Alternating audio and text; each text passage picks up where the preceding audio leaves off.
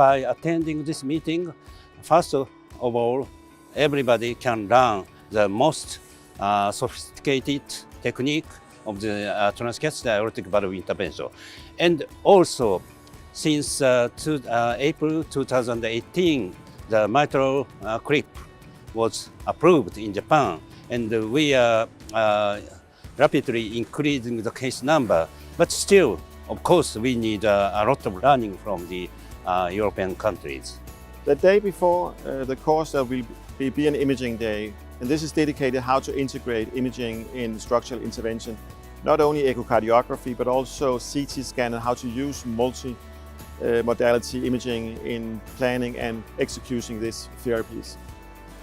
For our PCR Tokyo BAB course, we welcome not only interventional cardiologists or surgeons, but also the imaging specialists, nurses, and the whole heart team members.